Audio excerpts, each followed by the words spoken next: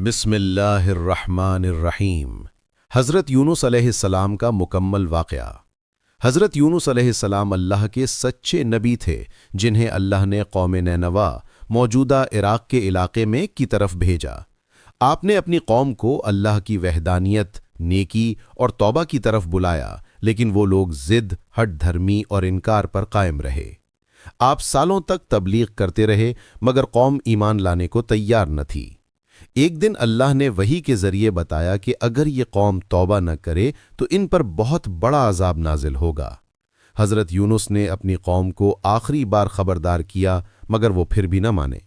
इस मुसलसल इनकार और अपनी कौम की सरकशी से गमगीन होकर हज़रत यूनुस अलैहिस्सलाम शहर छोड़कर चले गए, लेकिन अल्लाह ने उन्हें अभी जाने की इजाज़त नहीं दी थी। यहीं से आपकी आजमाइश शुरू हुई। आप एक कश्ती में सवार होकर सफ़र करने लगे। समंदर के बीचों बीच शदीद तूफान आया। पानी की लहरें पहाड़ों की तरह उठ रही थीं।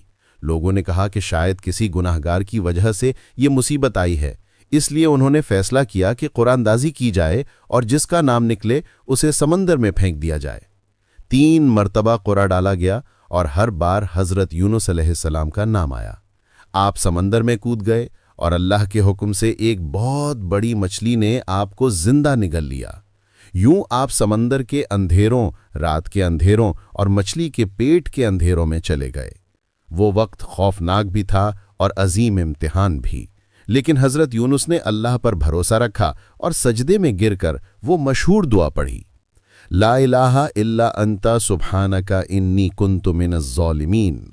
ये दुआ ऐसी ताकतवर है कि अल्लाह ताला ने कुरान में भी इसे जिक्र किया और फरमाया कि जो बंदा ये दुआ मांगे अल्लाह उसे मुसीबत से निकाल देता है। हज़रत यूनुस ने सच्ची तौबा की, अपने जल्दी करने पर नदामत जाहिर की और अल्लाह के हुजूर गिड़गिड़ाते रहे। अल्लाह ने उनकी दुआ कबूल की और मछली को हुक्म दिया कि वो उन्हें साहिल पर फेंक दे। मछली ने उन्हें नुकसान पहुंचाए बगैर किनारे पर छोड़ दिया।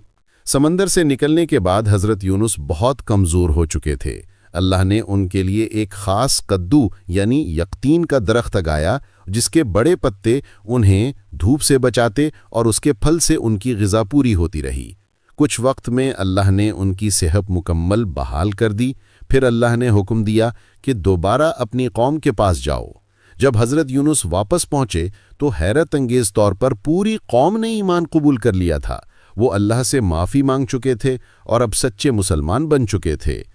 अल्लाह ने उनसे अजाब उठा लिया और यूं वो कौम हिदायत पाने वाली वाहिद कौम बनी जिसने खुद अपने ऊपर आने वाला अजाब टलवा लिया।